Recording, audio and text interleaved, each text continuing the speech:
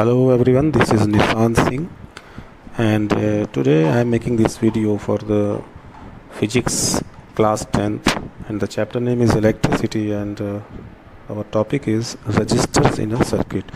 तो आज मैं आप सभी को बताऊंगा कि किसी भी सर्किट में रजिस्टर्स को किस तरह से एडजस्ट करते हैं, रजिस्टर्स को किस तरह से कंबाइन किया जाता है और उससे इक्विवेलेंट रेजिस्टेंस को किस तरह से फाइंड किया जाता है।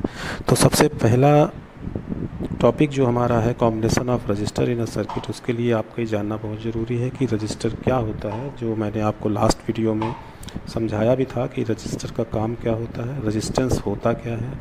एक रुकावट होती है जो करंट के फ़्लो को तेज़ी से आगे नहीं बढ़ने देती या जिससे करंट के फ़्लो को रोका जा सके, ऐसी कोई भी मटेरियल, कोई भी डिवाइस जो है वो रजिस्टर कहलाती है। तो मार्केट में अगर आप रजिस्टर को फिजिकली देखना चाहें तो आप कुछ ऐसा, आपको रजिस्टर्स अलग अलग तरह के होते हैं और बहुत वैरायटीज़ के आते हैं। तो अगर आप जानना चाहते हैं रजिस्टर दिखने में कैसा होता है तो ये बहुत ही एक ट्रेडिशनल रजिस्टर आपके सामने ऐसे मैंने बना के दिखाया हुआ है। तो ये अलग अलग तरह के रजिस्टर्स हैं। तो कुछ इस तरह की बनावट की चीज़ अगर आप कहीं भी देखते हैं मार्केट में तो आपको समझ जाना चाहिए कि वो एक रजिस्टर है जिसका यूज़ करंट के फ़्लो को रोकने के लिए या एक स्पेसिफिक फ़्लो पर लाने के लिए किया जाता है। लेकिन जब हम लोग उसको चैप्टर में पढ़ेंगे तो रजिस्टर्स को इस तरह से ना बनाकर आप रजिस्टर को इस डायग्राम से शो करते हैं। ये एक जिगजैग लाइन कॉम्बिनेशन होता है जिसके थ्रू आप रजिस्टर को डिफ़ाइन करते हैं और शो करते हैं अपने सर्किट में। देखिए, सबसे पहले तो सर्किट, मैंने अपने लास्ट वीडियो में आपको बताया कि सर्किट क्या होता है। सर्किट एक कंटिन्यूअस पाथ होता है, क्लोज पाथ होता है जो किसी कंडक्टर का होता है, यानी किसी भी कंडक्टिव मटेरियल से वो पाथ बनाया जाता है जिसमें इलेक्ट्रिक फ़्लो करता है, इलेक्ट्रॉन्स का फ़्लो होता है, करंट सेटअप होता है और उसके बीच में अलग अलग तरह की डिवाइसेस और अप्लायंसेस अटैच रहते हैं। तो ऐसी चीज़ को हम सर्किट कहते हैं। तो अब आइए, सर्किट को भी आप पिछले वीडियोस में समझ चुके हैं, आप रेजिस्टेंस को भी समझ चुके हैं, रेजिस्टिविटी भी मैंने आपको समझा दी थी। तो अब बात करते हैं combination of register in a circuit. तो देखिए, ये जो आप ये जिगजैग लाइंस देख रहे हैं, इसे हम रजिस्टर की तरह शो करते हैं। यानी कहीं भी किसी भी सर्किट में अगर हमको रजिस्टर अटैच करना है, जोड़ना है, तो हम इस डायग्राम से दिखाते हैं कि हमने इस जगह पर एक रजिस्टर अटैच किया हुआ है। पहले मैं आपको एक सर्किट बना करके दिखाता हूँ। तो अगर कोई हमारे पास सर्किट है और उसके अंदर हमें रजिस्टर को अटैच करना है तो पहले तो हम एक सर्किट बनाते हैं जिसमें हमारे पास एक बैटरी होती है जो वोल्टेज सप्लाई करती है। जैसे मान लीजिए 9 वोल्ट की बैटरी है हमारे पास, वो वोल्टेज को सप्लाई करती है। ये जो बड़ी वाली लाइन मैंने यहाँ पर खींची और ये जो छोटी लाइन खींची, ये डिनोट करता है कि ये पॉजिटिव इलेक्ट्रोड पर है, ये नेगेटिव है। ठीक है, तो 2 पॉइंट होते हैं बैटरी के, एक पॉजिटिव पॉइंट होता है और एक नेगेटिव पॉइंट होता है। आप चाहें तो यहाँ की का यूज़ कर सकते हैं। की का काम होता है कि किसी भी सर्किट में करंट के फ़्लो को रोकना और उसे सेटअप करना। यानी कि की बिल्कुल वही काम करती है जो हमारे घर पर लगे हुए बोर्ड्स में लगे हुए स्विचेस काम करते हैं, उसी तरह से की वर्क करती है। अब मैं यहाँ पर की का यूज़ नहीं करूँगा, मैं यहाँ पर आपको सिर्फ ये बताने जा रहा हूँ कि रेजिस्टेंस को किस तरह से अटैच किया जाता है। तो बिल्कुल ऐसे ही जिगजैग लाइन आप बनाएंगे और ये आपने यहाँ पर एक रजिस्टर अटैच कर दिया। आप चाहें तो यहाँ पर 2 या 2 से ज़्यादा या जितने चाहें उतने रजिस्टर्स अटैच कर सकते हैं। ये रेजिस्टेंस R1 है और ये रेजिस्टेंस R2 है। इनकी वैल्यूज़ हमेशा ओम्स में होती हैं, तो कुछ आप इनकी वैल्यूज़ को डिटरमाइन कर सकते हैं अपने हिसाब से। मान लेते हैं कि ये 3 ओम का रेजिस्टेंस है और ये 2 ओम का रेजिस्टेंस है। तो इस तरह से एक सर्किट डिज़ाइन किया जाता है जिसमें हम रजिस्टर्स को इस तरह से अटैच करते हैं। और भी रजिस्टर को अटैच कितने तरह से किया जाता है ये मैं आपको आज इस वीडियो में बताऊंगा, और किस तरह से हम ये डिटरमाइन कर सकते हैं कि उस पूरे सर्किट पर टोटल इक्विवेलेंट रेजिस्टेंस कितना है और उसे किस तरह से निकाला जाता है या किस तरह से हम उसको डिटरमाइन कर सकते हैं, डिराइव कर सकते हैं। तो चलिए, सबसे पहले मैं आपको बताता हूँ कि किसी भी सर्किट में रजिस्टर्स को 2 तरह से कंबाइन किया जाता है। यानी कॉम्बिनेशन ऑफ रेजिस्टेंस 2 तरह से होता है।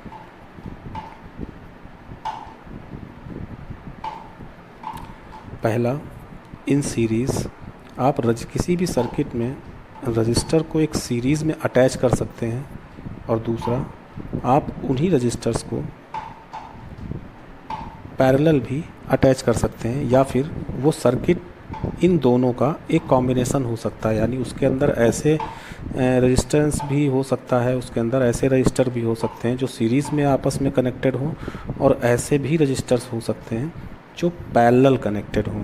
तो सबसे पहले तो हमारा ये जानना बहुत ज़रूरी है कि हम देखकर कैसे पता लगाएं कि रजिस्टर्स आपस में सीरीज़ में कनेक्टेड हैं या रजिस्टर्स पैरेलल कनेक्टेड हैं। तो सबसे पहले तो मैं आपको बताता हूँ कैसे पहचानना है, कैसे देखना है कि रजिस्टर्स सीरीज़ में कनेक्टेड हैं या पैरेलल कनेक्टेड हैं। तो सबसे पहले आप ये समझिए, इसे मैं एक एग्ज़ाम्पल से आपको समझाना चाहता हूँ, शायद बहुत आसानी से आपकी समझ में आ जाए कि हमारे पास एक वाटर टैप है। अगर मान लीजिए कि उस वाटर टैप से एक पाइपलाइन को हम ऐसे अटैच कर देते हैं, वो वाटर टैप हमारे पास है जिससे ये पाइपलाइन अटैच है।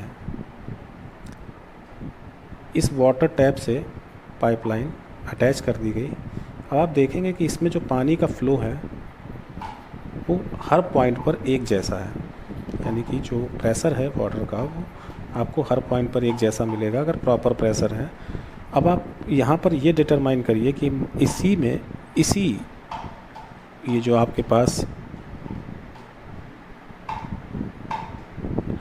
पानी की नली है, अगर इसी में एक नली और अटैच कर दी जाए, एक ट्यूब और अटैच कर दी जाए, मान लीजिए ये ट्यूब ये T1 है और इसमें जो ट्यूब आप अटैच कर रहे हैं वो T2 है, तो आप देखेंगे कि फ़्लो में कोई फ़र्क नहीं पड़ रहा है, फ़्लो में कोई फ़र्क नहीं पड़ रहा है। अच्छा, कब फ़र्क नहीं पड़ रहा है?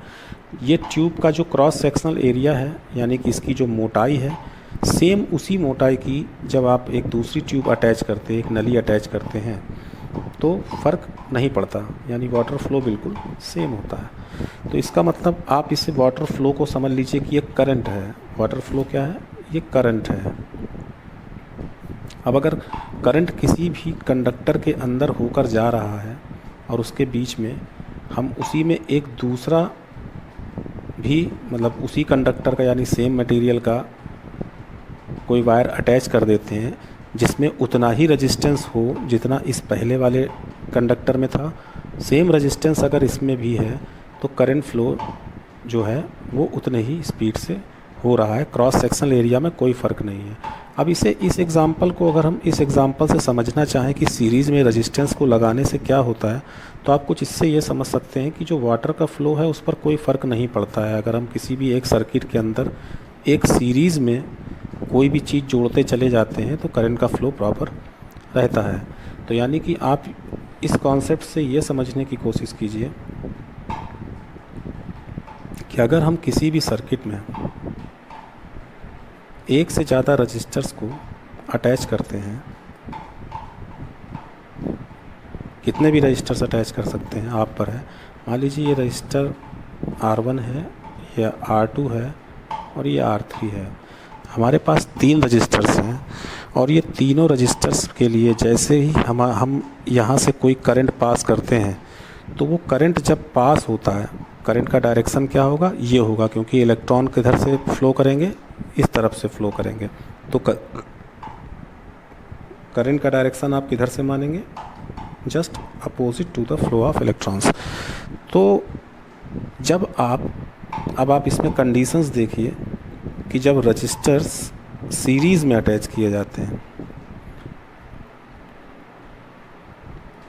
रजिस्टर्स इन अ सीरीज़, अगर आप किसी भी सर्किट में एक सीरीज में रजिस्टर्स को अटैच करते हैं तो इतना ध्यान रखिए कि उन रजिस्टर्स में जो करंट का फ़्लो होगा, यानी जो आई होगा, वो हमेशा सेम होगा, एक जैसा होगा। यानी कि अगर यहाँ से कुछ वोल्ट, मान लीजिए इस यहाँ से हमने 9 वोल्ट का जो है वोल्टेज सप्लाई दिया, तो कुछ करंट पास हुआ, वो करंट आई है। अगर वो करंट आई है तो इस पूरे सर्किट में ही वो करंट आई रहेगा, यानी कि टोटल करंट तो उतना ही रहेगा ना जितना आपने पास किया। तो कहीं भी अलग अलग जगहों से होकर भी जब करंट जाएगा तो उस करंट में कोई चेंज नहीं आएगा, यानी जो इक्विवेलेंट टोटल करंट होगा वो एक अमाउंट होगा, और वो अमाउंट क्या होगा? वो सारे करंट का जो है अलग अलग करंट्स का सम माना जाता है। लेकिन यहाँ पर क्या है, करंट बिल्कुल सेम है। यानी जब हम रजिस्टर्स को आपस में एक सीरीज़ में जोड़ते हैं तो वो सेम करंट सप्लाई देते हैं, वहाँ हर पॉइंट पर करंट की सप्लाई सेम होती है। अब देखिए यहाँ पर एक पॉइंट और बताने लायक है कि पता कैसे करेंगे कि ये रजिस्टर सीरीज़ में ही जुड़े हुए हैं, इसका क्या रूल है। तो चलिए देख लीजिए। इतना ध्यान दीजिएगा कि किसी भी बैटरी के दो टर्मिनल्स होते हैं, एक पॉजिटिव और एक नेगेटिव। अब देखिए मैंने ये बनाया पॉजिटिव टर्मिनल और ये बनाया नेगेटिव टर्मिनल, ठीक है। तो यहाँ पर पॉजिटिव टर्मिनल है, यहाँ पर नेगेटिव टर्मिनल है, और ये हो गए दो वायर्स जो हमने उस बैटरी से आगे बढ़ाए हैं। अगर कोई भी रजिस्टर के दोनों पॉइंट्स, अब यहाँ पर देखिए किसी रजिस्टर का एक पॉइंट ये ए है और एक पॉइंट है बी, अगर ये दोनों पॉइंट में से एक पॉइंट जो है वो बैटरी के डायरेक्ट कांटेक्ट में है, एक पॉइंट अगर बैटरी के डायरेक्ट कांटेक्ट में है, ठीक है, पर दूसरा पॉइंट डायरेक्ट कांटेक्ट में नहीं है, यानी कि ये दूसरा पॉइंट बैटरी के दूसरे वायर से डायरेक्टली कनेक्ट नहीं है, अगर नहीं है तो ये सीरीज़ में माना जाएगा। कैसे, एक एग्जांपल देखिए। मान लीजिए सबसे पहला रजिस्टर जो आप जोड़ते हैं R1, तो उसका एक पॉइंट तो बैटरी से डायरेक्ट कनेक्ट होगा, पर दूसरा पॉइंट भी अगर बैटरी से डायरेक्ट कनेक्ट हो जाता है तो वो सीरीज़ में ना कहलाकर पैरेलल कहलाता है। पर यहाँ पर तो सिर्फ एक ही रजिस्टर है, तो ये किसके साथ सीरीज़ में है या किसके साथ पैरेलल है ऐसा भी नहीं पता चल रहा है। तो आप इसको कुछ इस तरह से समझने की कोशिश कीजिए कि हमारे पास कई रजिस्टर्स हैं। मान लीजिए एक रजिस्टर ये है, वहीं पर हमारे पास एक रजिस्टर ये है, और एक रजिस्टर हम और ले लेते हैं। तो ये हमारे पास तीन रजिस्टर्स हो गए, इसमें से एक R1 है, एक R2 है, एक R3 है। अब आप देखिए इस रजिस्टर का ये पॉइंट और इस रजिस्टर का ये पॉइंट तो मैंने बैटरी के दो सिरे से जोड़ दिया, यानी कि एक नेगेटिव टर्मिनल और एक पॉजिटिव टर्मिनल से जोड़ दिया है। पर इनका दूसरा सिरा, हर रजिस्टर का दूसरा सिरा डायरेक्ट बैटरी के से कनेक्टेड नहीं है, बैटरी के कांटेक्ट में नहीं है। अब आप देखिए कि या तो एक सिरा डायरेक्ट जुड़ा है, तो इसको यूँ ना समझ के आप ऐसे समझिए कि किसी भी रजिस्टर का अगर एक भी टर्मिनल, एक भी पॉइंट बैटरी से डायरेक्ट कनेक्ट नहीं है, बल्कि वो दूसरे रजिस्टर से डायरेक्टली कनेक्ट है, तो ये कॉम्बिनेशन ऑफ रजिस्टर जो होगा ये सीरीज़ में होगा। क्लियर? अगर हमारे पास एक ग्रुप ऑफ रजिस्टर्स हैं और उन रजिस्टर के दोनों सिरे डायरेक्टली बैटरी के टर्मिनल से कनेक्टेड नहीं हैं, तो वो आपस में सीरीज़ में कहलाएंगे। अगर सभी रजिस्टर्स का एक सिरा यानी एक टर्मिनल, एक पॉइंट एक दूसरे से कनेक्ट हो रहा है, ठीक है, तो ये एक सीरीज़ बन जाती है, एक क्रम बन जाता है, ठीक है। तो इसे इस तरह से समझ लीजिए। कुल मिला के आपका मकसद समझना है, आप उसे किसी भी तरह एक एग्जाम्पल सेट करके समझ सकते हैं, कोई प्रॉब्लम की बात नहीं है। तो ये आपने क्या बना दिया, आपने बना दिया the combination of resistors in a series, ये एक सीरीज़ में कनेक्टेड है। अब अगर इसी को आपको ये समझना है कि ये पैरेलल कैसे कनेक्टेड है, तो पैरेलल का बहुत इजी एक रूल होता है कि पैरेलल कनेक्शन जो होता है उसमें हर एक रजिस्टर बैटरी के दोनों टर्मिनल से कनेक्ट होगा। यानी कि एक रजिस्टर अगर हमारे पास ये R1 है और एक रजिस्टर हमारे पास R2 है, तो आप एक चीज़ नोटिस करिए कि यहाँ पर एक टर्मिनल प्लस का है और ये माइनस का है। अब आप ज़रा देखिए कि इसका एक सिरा इसके एक टर्मिनल से कनेक्ट है, बैटरी के टर्मिनल से, यानी कि R1 जो रजिस्टर है इसका एक टर्मिनल बैटरी के एक वायर से डायरेक्टली कनेक्ट है और दूसरा भी बैटरी के दूसरे टर्मिनल से डायरेक्टली कनेक्ट है। देखिए डायरेक्टली कनेक्ट है, तो ये भी टर्मिनल डायरेक्ट बैटरी से कनेक्ट है और ये भी टर्मिनल डायरेक्ट बैटरी से कनेक्ट है। अब आ जाइए दूसरे को, तो अब इसके साथ भी वही होना चाहिए क्या कि एक सिरा बैटरी के ही टर्मिनल से डायरेक्ट कनेक्ट हो और दूसरा सिरा भी बैटरी के ही टर्मिनल से डायरेक्ट कनेक्ट हो, तो ये रजिस्टर R1 और रजिस्टर R2 आपस में पैरेलल कॉम्बिनेशन कहलाएंगे। यानी ये कैसे आपस में जुड़े हुए हैं? पैरेलल जुड़े हुए हैं। अब इसी को अगर ठीक से बनाया जाए तो कुछ आप इस तरह बना सकते हैं कि मान लीजिए ये एक सर्किट है जिसमें ये बैटरी का प्लस पॉइंट है, ये माइनस है, और यहाँ पर आपको 2 रजिस्टर्स 3 रजिस्टर जितने भी जोड़ने हैं, तो ये मान लीजिए बैटरी का दोनों पॉइंट यहाँ पर आ गए। ये प्लस वाला वायर है, ये माइनस वाला है। मैंने क्या किया, इसमें से एक वायर अटैच करके एक रजिस्टर अटैच किया। अब अगर मैं इसे पैरेलल जोड़ना चाहता हूँ तो रूल क्या है कि पैरेलल रजिस्टर के दोनों सिरे बैटरी के दोनों सिरों से, यानी बैटरी के दोनों टर्मिनल से डायरेक्टली कनेक्ट होने चाहिए। तो ये डायरेक्टली कनेक्ट है। ऐसे ही मैंने एक यहाँ पर सर्किट ले लिया। ये भी देखिए, इसका भी दोनों सिरे बैटरी के प्लस पॉजिटिव और नेगेटिव दोनों टर्मिनल से डायरेक्ट कनेक्ट हैं। आप चाहें तो एक और ले लीजिए और इसे भी आप बैटरी के दोनों सिरों से डायरेक्ट कनेक्ट कर दीजिए। तो यहाँ पर आपके पास 3 रजिस्टर्स हैं, R1, R2 और R3। और अब आप ये कह सकते हैं कि R1, R2 और R3 ये तीनों आपस में पैरेलल कॉम्बिनेशन में हैं, यानी एक दूसरे के पैरेलल हैं। तो ये तो हो गया ये समझने के लिए कि रजिस्टर्स जो हैं वो किसी सर्किट में कैसे पहचाने जाएंगे कि सीरीज़ में कनेक्ट है या पैरेलल कनेक्ट है। सीरीज़ में आप समझ गए कैसे कनेक्ट होता है, और पैरेलल भी आप समझ गए होंगे कि किस तरीके से रजिस्टर्स कनेक्ट होते हैं। अब आपको ये खुद ही समझना पड़ेगा कि ये दोनों कॉम्बिनेशन किसी भी सर्किट में हो सकते हैं। यानी कि कोई भी सर्किट आप ऐसा भी डिज़ाइन कर सकते हैं जिसमें कॉम्बिनेशन सीरीज़ में भी हो और पैरेलल भी हो, और उसके बाद आपसे क्वेश्चन पूछा जाए कि बताइए कि इक्विवेलेंट रेजिस्टेंस क्या होगा। तो आप देखिए यहाँ पर ये 3 रजिस्टर हैं जो आपस में कनेक्ट हैं। अब ये कनेक्ट हैं सीरीज़ में, क्योंकि ये प्लस टर्मिनल और माइनस टर्मिनल से इनके दोनों सिरे डायरेक्ट कनेक्ट नहीं हो रहे हैं बल्कि आपस में जुड़ रहे हैं। अब इसी में से कोई एक पॉइंट ऐसा भी हो सकता है, जैसे मान लीजिए ये एक पॉइंट है, तो यहाँ पर ये देखिए ये कनेक्शन यहाँ से ऐसे, तो अब ये R4 मान लीजिए, तो यहाँ पर ये 2 रजिस्टर ऐसे हैं जो आपस में पैरेलल हैं। ये दोनों रजिस्टर्स आपस में पैरेलल हैं और ये दोनों रजिस्टर आपस में सीरीज़ में हैं, बल्कि दोनों नहीं, ये भी सीरीज़ में है। तो इसमें एक बहुत ही कॉम्प्लेक्सिटी आ जाती है ये डिसाइड करना कि किस तरह से इक्विवेलेंट रेजिस्टेंस निकाला जाए कि इस पूरे सर्किट में आखिर टोटल रेजिस्टेंस कितना होगा, यानी इस सर्किट पर जो टोटल रेजिस्टेंस लोड होगा वो कितना होगा और उसे किस तरह से डिटरमाइन किया जाएगा, ये भी मैं आपको बताने वाला हूँ। तो चलिए सबसे पहले मैं आपको बताने जा रहा हूँ कि अगर किसी भी सर्किट में रेजिस्टेंस एक सीरीज़ में लगे हों, किसी भी सर्किट में रेजिस्टेंस एक सीरीज़ में लगे हों,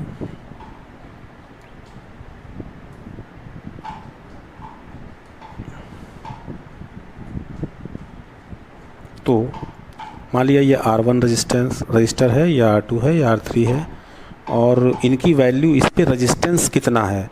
तो मान लिया ये इन सभी पे जो रेजिस्टेंस है वो इक्वल है, एक बराबर है। अब जब एक बराबर है तो अगर मैंने इसमें मान लिया R रेजिस्टेंस है तो इन पे भी कितना होगा, R रेजिस्टेंस ही होगा। तो इक्विवेलेंट रेजिस्टेंस मान लिया। तो किसी भी ऐसे सर्किट में जिसमें सारे के सारे रजिस्टर्स एक सीरीज़ में जुड़े होते हैं, उस पर टोटल रेजिस्टेंस अगर आपको निकालना हो, या टोटल रेजिस्टेंस यानी इक्विवेलेंट रेजिस्टेंस, इसे हम आर ई क्यू से लिख सकते हैं आप, या कुछ भी आप R3, R4, R5 या R मैक्सिमम R मिनिमम करके लिख सकते हैं, लेकिन ये लिखने का सही तरीका है, आप इसे R इक्विवेलेंट लिख सकते हैं। तो ये कैसे निकाल सकते हैं, अगर सारे रजिस्टर्स एक सीरीज़ में अटैच हैं तो हम सारे रजिस्टर्स का जो वैल्यू है उसका सम कर देते हैं और इक्विवेलेंट रेजिस्टेंस आ जाता है। तो एग्जांपल के तौर पे आपने क्या देखा कि यहाँ पर इनकी वैल्यू क्या है, तीनों सेम है। यानी अगर हम किसी भी सर्किट में एक जैसी वैल्यू के रजिस्टर्स फिट करते हैं एक सीरीज़ में, तो उनका जो टोटल इक्विवेलेंट रेजिस्टेंस होता है वो उन सभी रजिस्टर्स का सम होता है। तो वैल्यू आ जाती है R plus R and plus R is equal to 3R। ये कब होता है ऐसा, R इक्विवेलेंट कब निकलता है, 3R। तो इसका सीधा सा मतलब क्या हुआ, जब रेजिस्टेंस एक बराबर हो सारे रजिस्टर्स में, तो वैल्यू उनका सम करके निकाल दी जाती है, तो that is equivalent to 3R। तो आपका जो फार्मूला बनता है वो क्या बनता है कि टोटल रेजिस्टेंस अगर आपको निकालना है तो आप क्या करके निकाल सकते हैं, R1 plus R2 plus R3 plus and so on and Rn। यहाँ पे Rn का मतलब हुआ कि हम कितने भी रजिस्टर्स ऐड कर सकते हैं। अभी मैंने 3 ऐड किए हैं, तो यहाँ पर आप 1 2 3 को सम कर सकते हैं। कुछ लोग 5 करते हैं, कुछ लोग 10 करते हैं, 500, 1000, 2000।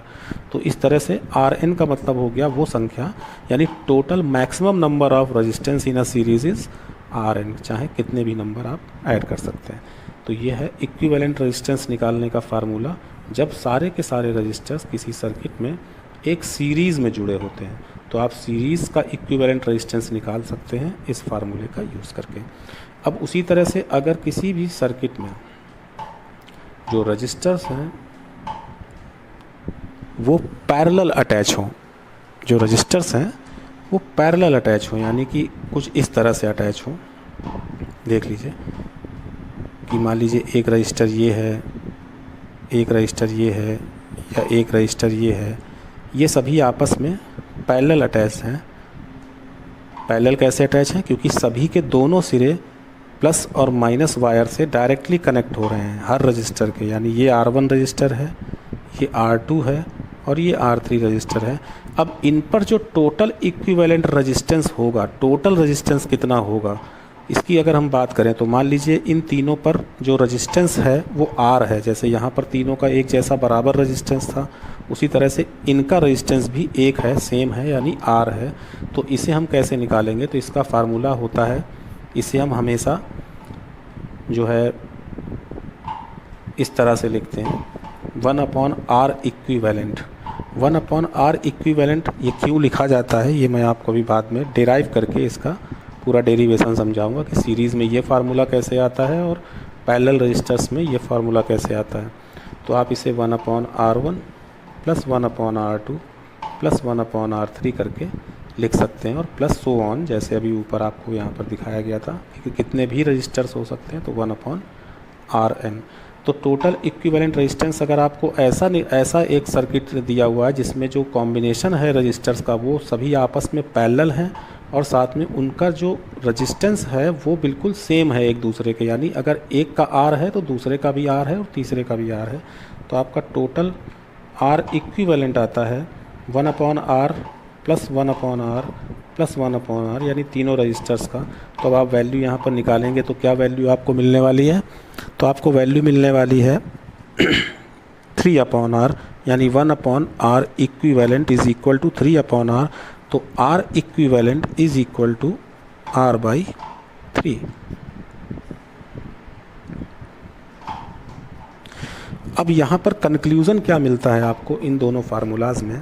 कंक्लूज़न आपको ये मिलता है कि अगर किसी भी सर्किट में सारे के सारे रजिस्टर्स एक दूसरे की सीरीज़ में अटैच हैं, एक दूसरे के साथ एक सीरीज़ बनाते हैं, तो जो टोटल इक्विवेलेंट रेजिस्टेंस मिलेगा हमें, यानी जो टोटल रेजिस्टेंस हमको मिलेगा वो किसी एक रेजिस्टेंस से हमेशा ज़्यादा ही होगा, यानी कि उनका सम होगा। तो सम तो एक रेजिस्टेंस से तो ज़्यादा होगा ही होगा, यानी कि वो मैक्सिमम रेजिस्टेंस हमको सीरीज़ में मिलता है और मिनिमम रेजिस्टेंस इक्विवेलेंट हमको मिलता है पैरेलल सर्किट में। मिनिमम रेजिस्टेंस मतलब अब यहाँ पर एक की वैल्यू अगर R है तो यहाँ पर आपको टोटल रेजिस्टेंस उस R का भी क्या मिल रहा है, थर्ड पार्ट मिल रहा है, यानी कि टोटल रेजिस्टेंस किसी एक सिंगल रेजिस्टेंस से भी कम होता है। तो ये दो चीज़ें का फ़र्क आप समझिए कि अगर आपको कब सीरीज़ में जोड़ने हैं रेजिस्टेंस, जब आपको मैक्सिमम रेजिस्टेंस चाहिए हो, यानी रेजिस्टेंस ज़्यादा चाहिए हो, और आप कब उसको पैरेलल में जोड़ते हैं, जब आपको किसी एक सिंगल रेजिस्टेंस से भी कम टोटल इक्विवेलेंट रेजिस्टेंस चाहिए हो, तब आप उसे पैरेलल अटैच करते हैं। ठीक है, तो ये कॉन्सेप्ट था कि सीरीज़ में अटैच करना और पैरेलल अटैच करना दोनों में क्या डिफरेंस होता है, दोनों में हम इक्विवेलेंट रेजिस्टेंस किस तरीके से निकालते हैं और कैसे उसको कैलकुलेट करते हैं।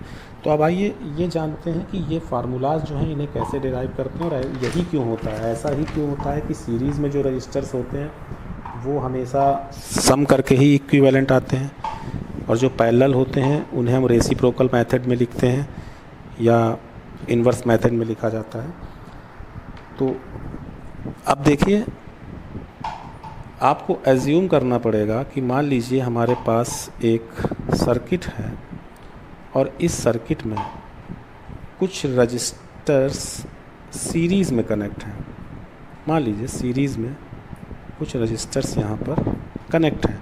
इस रजिस्टर का नाम दे देते हैं R1, R2 और R3। अब देखिए कॉन्सेप्ट ये कहता है कि अगर I करंट जो है वो इसमें यहाँ पर सेटअप है सर्किट में जो करंट है वो I है और जो वोल्टेज है वो V है, V वोल्टेज है और I करंट फ्लो हो रहा है। अब I की वैल्यू क्या है ये आपको नहीं मालूम है, वोल्टेज कितना है ये भी आपको नहीं मालूम है, ये दोनों चीज़ें आपको नहीं मालूम है। तो अब ये देखिए इस पूरे सर्किट में कहाँ से कहाँ तक, इस पूरे सर्किट में यानी कि ये यहाँ से लेकर के यहाँ तक जो करंट होगा वो इस पूरे सर्किट में उतना ही होगा जितना यहाँ से फ़्लो हो रहा है, ना ज़्यादा हो जाएगा ना कम हो जाएगा, कहीं गायब भी नहीं हो जाएगा। और जो वोल्टेज है, वोल्टेज सप्लाई है, वो वोल्टेज सप्लाई अगर R1 के लिए कुछ और है, R2 के लिए कुछ और है, R3 के लिए कुछ और है, पर लेकिन पूरे सर्किट में होगी तो उतनी ही जितना वोल्टेज यहाँ से सप्लाई होगा, घट बढ़ तो नहीं जाएगा कि अगर 9 वोल्ट जो है यहाँ पर है तो इस जगह 10 वोल्ट हो जाए, ऐसा तो नहीं हो सकता है, ये बढ़ नहीं सकता, ये टोटल उतना ही रहेगा पूरे सर्किट में। तो हम इसी कॉन्सेप्ट को ध्यान में रख कर आगे बढ़ते हैं। तो हमने ये देखा कि अगर हम V वोल्टेज सप्लाई करने पर किसी भी सर्किट में I करंट फ्लो होता है और जब हम रजिस्टर्स को उसी सर्किट में एक सीरीज़ में जोड़ते हैं तो हर रजिस्टर पर यानी अक्रॉस द रजिस्टर इस पॉइंट और इस पॉइंट पर या इस पॉइंट और इस पॉइंट पर या इस पॉइंट और इस पॉइंट पर हर एक पॉइंट पर या हर रजिस्टर से होकर जो I की वैल्यू है, जो करंट है, वो हमेशा सेम होता है, कम ज़्यादा नहीं होता। यानी यहाँ पर जो वैल्यू I की होगी वही वैल्यू यहाँ भी I की होगी और वही वैल्यू यहाँ भी होगी, ठीक है, और वही I यहाँ से ऐसे पूरे सर्किट में फ़्लो हो रहा होता है। यानी कि करंट की वैल्यू कभी भी चेंज नहीं होती। कब नहीं होती? जब रजिस्टर्स एक दूसरे के साथ सीरीज़ में जुड़े होते हैं। लेकिन वोल्टेज का फ़्लो अलग अलग होता है, यानी कि पहले रजिस्टर के लिए वोल्टेज का फ़्लो अलग होगा, यानी हो सकता है वोल्टेज ज़्यादा हो तो यहाँ पर जो V होगा यानी V, उसे हम यहाँ भी V और यहाँ भी V और यहाँ भी V नहीं ले सकते, क्योंकि अगर तीनों जगह आप V ले रहे हैं तो इसका मतलब वोल्टेज सभी जगह सेम है, तो हमें अलग अलग लेना पड़ेगा। तो मान लीजिए यहाँ हम लेते हैं V1, यहाँ पर वोल्टेज हो जाएगा V2 और यहाँ पर वोल्टेज हो जाएगा V3। और अब आपको जो है यूज़ करना पड़ेगा ओम्स लॉ, जो आपने अभी लास्ट वीडियो में समझा है कि ओम्स लॉ क्या होता है, V = IR, यानी जो V की वैल्यू होती है वो I × R होती है किसी भी सर्किट के लिए। यानी किसी भी सर्किट में अगर आप टोटल वोल्टेज निकालना चाहते हैं तो आपको टोटल करंट की वैल्यू और टोटल रजिस्टर्स यानी रजिस्टेंस की वैल्यू आपको वहाँ पर रखनी पड़ती है, तब आपको आंसर मिल जाता है। अब इनमें से कोई भी एक चीज़ निकालनी है तो आपके पास दो चीज़ें होनी चाहिए, तो आप निकाल सकते हैं। तो अब आइए इस कॉन्सेप्ट को यहाँ फिट करके देखते हैं तो हम क्या डिराइव कर पा रहे हैं। तो चलिए सबसे पहले तो आप ये देखिए कि ये जो वोल्टेज है ये कितना है आपको पता नहीं, लेकिन आपको ये पता है कि हर एक रजिस्टर पर जो वैल्यू होगी वोल्टेज की वो डिफरेंट होगी, अलग अलग होगी। अच्छा, क्यों अलग अलग होगी? ऐसा कभी आपने प्रैक्टिकली भी देखा होगा, जैसे कभी दीपावली में आप अपने घर पर जो है लाइट्स लगाते हैं, जिसे हम लोग अपनी भाषा में कहते हैं झालर लगाना। तो जब आप झालर लगाते हैं और आप किसी एक झालर को एक पॉइंट से कनेक्ट करके जलाते हैं तो वो बहुत तेज़ ग्लो करती है, और उसी के साथ आप दूसरी अटैच कर दीजिए सीरीज़ में, फिर तीसरी अटैच कर दिए, चौथी कर दिए, तो आगे वाली जो झालरें होती हैं, जो लाइट्स होती हैं, वो थोड़ी डिम हो जाती हैं, हल्की सी कमज़ोर हो जाती हैं, उनकी रोशनी उतनी अच्छी नहीं होती। तो वो क्यों नहीं होती? क्योंकि उनमें जो वोल्टेज सप्लाई है वो आगे चल के कम हो जाती है। और वोल्टेज किस तरह का काम करता है? प्रेशर का काम करता है इलेक्ट्रॉन के लिए, इलेक्ट्रॉन के फ़्लो को बनाए रखने के लिए। तो धीरे धीरे प्रेशर कम होने लगता है और उस पर कम प्रेशर होने की वजह से करंट का फ़्लो जो है वो उतने फ़्लो में नहीं हो पाता, उतनी तेज़ी से नहीं हो पाता, तो वो झालर जो है वो डिम सी जलने लगती हैं, वो लाइट्स बहुत लो हो जाती हैं, मिड हो जाती हैं। ठीक है, तो चलिए अब इस वैल्यू को यहाँ पर पुट करके देखते हैं V = IR के साथ। तो अब ज़रा देखिए हमारे पास क्या चीज़ ऐसी है जो कहीं पर भी चेंज नहीं हो रही, वो है I। ठीक है, तो I यानी किसी भी जगह पर चेंज नहीं हो रहा। तो आप अगर इस तरह से देखेंगे कि जो वोल्टेज है वो कैसे चेंज हो रहा है, यानी टोटल वोल्टेज की वैल्यू क्या है। अगर आपसे पूछा जाए बताइए टोटल वोल्टेज कितना है, तो आप यही बताएंगे ना कि इस पूरे सर्किट में जो टोटल वोल्टेज है वो ये वाला वोल्टेज और ये वाला वोल्टेज इसका सम है, यानी ये सारा वोल्टेज है तो इतना ही ना जितना यहाँ पर दिया हुआ होगा। तो यहाँ पर अलग अलग पार्ट में जो वोल्टेज डिवाइड हो रहा है, अगर हम उसको सम कर दें तो हमारा टोटल वोल्टेज आ जाएगा। तो यानी टोटल वोल्टेज जो हमारा होगा वो होगा V1 plus V2 plus V3, या जितना भी मतलब आगे आप सो ऑन अलग अलग रेजिस्टेंस होंगे तो आप उसको आगे बढ़ा सकते हैं, तो आप Vn तक ले जाते हैं। तो ये हमारा टोटल वोल्टेज होता है। I की वैल्यू वो तो सभी पॉइंट्स पर सेम है, तो I1 plus I2 plus I3 तो नहीं लिखेंगे, I को तो आप सिंपल I लिखेंगे। अब रजिस्टेंस हमारे पास टोटल कितना है, टोटल रजिस्टेंस R कितना है, तो वो है R1 plus R2 plus R3 plus R4 plus R5 plus Rn। तो आप लिख सकते हैं R1 plus R2 plus R3 plus R4 and so on. आपको जहाँ तक ले करके जाना है, जितने भी रजिस्टर्स जोड़ने हैं वो आपने अटैच कर दिए, तो ये आपके पास बन गया। अब इसमें अगर आपको फार्मूला फिट करना हो तो आप किस तरह से कर सकते हैं, तो V is equal to I R होता है, यानी V1 की वैल्यू क्या होगी IR1, V1 की वैल्यू क्या होगी I इंटू R1। देखिए V1 जो है उसकी value I into R1, V2 की वैल्यू क्या होगी I इंटू R2, V3 की वैल्यू क्या होगी I इंटू R3। तो अब आप यहाँ पर ऐसी तरह से लिख सकते हैं कि अगर V is equal to I R है तो आप इसमें इस जगह पर आई आर रखिए, I इंटू R। तो V1 क्या होगा, I तो आ ही रहेगा, I चेंज नहीं होगा, IR1। V2 क्या होगा IR2, V3 क्या होगा IR3। ये आपने कहाँ से लिया, ओम्स लॉ से। आपने ओम्स लॉ के फार्मूले को अप्लाई कर दिया। फार्मूला क्या होता है, V is equal to I R. तो यहाँ पर जो V है उसकी जगह पर आपने आई आर लिख दिया। यहाँ पर जो V1 है तो V1 की वैल्यू I इंटू R1 होगी, IR नहीं होगी, क्योंकि R तो टोटल आप निकाल रहे हैं रेजिस्टेंस, टोटल रेजिस्टेंस की वैल्यू वो है R।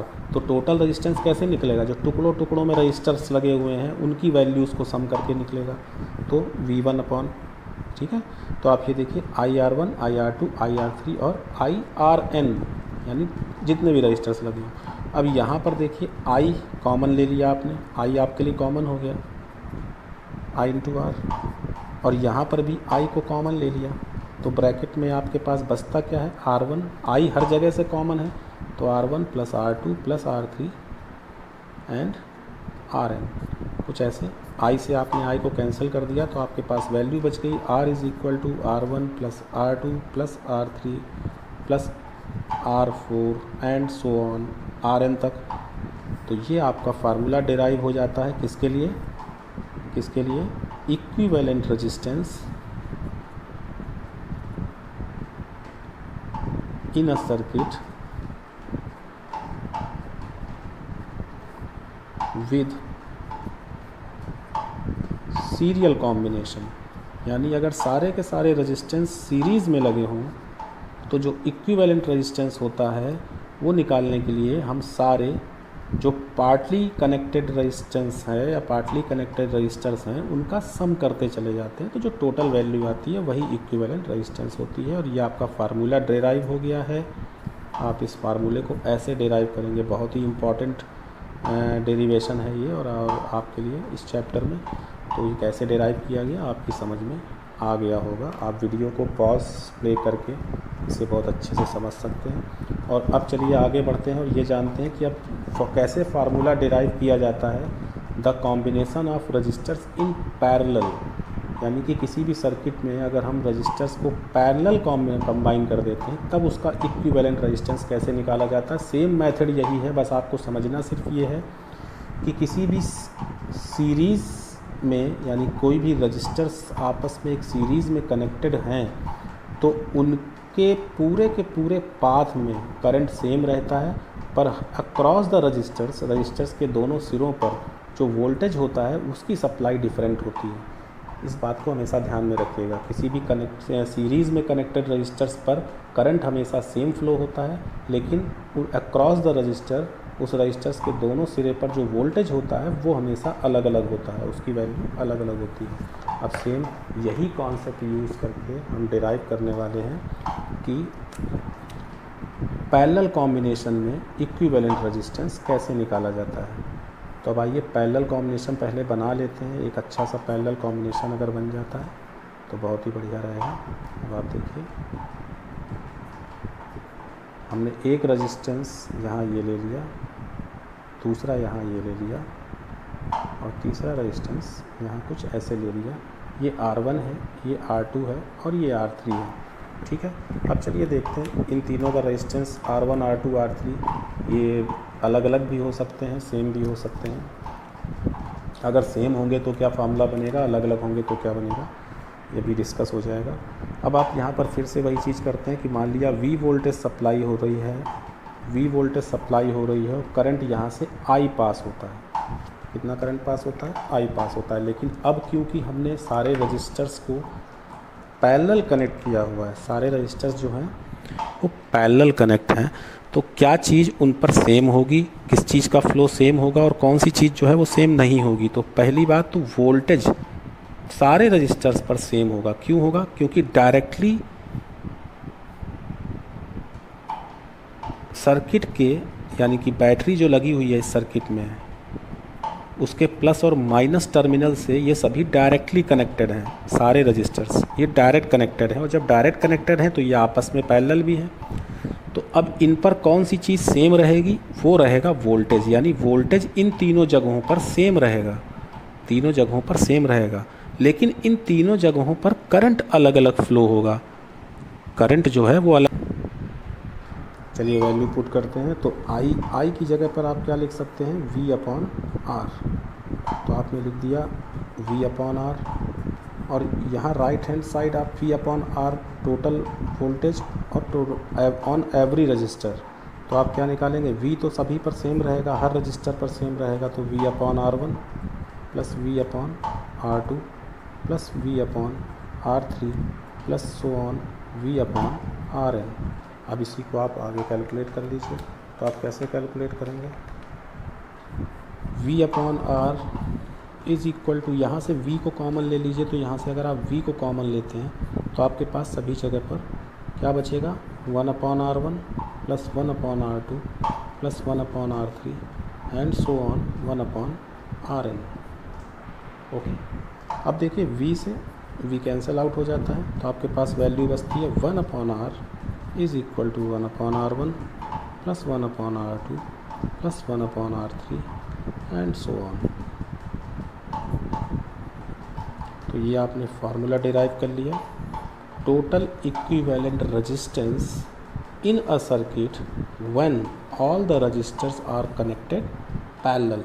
जब सारे के सारे रजिस्टर्स किसी भी सर्किट में पैरेलल कनेक्टेड होते हैं तो उस पर उन सारे रजिस्टर्स की वजह से आने वाला या मिलने वाला टोटल रेजिस्टेंस की जो वैल्यू होती है उसे डिराइव करने के लिए ये फार्मूला आपके पास है। कि बहुत इसका डेरिवेशन भी बहुत इंपॉर्टेंट है और ये दोनों डेरिवेशंस आपको ओम्स लॉ से मिलते हैं जो आपने लास्ट वीडियो में पढ़ा था।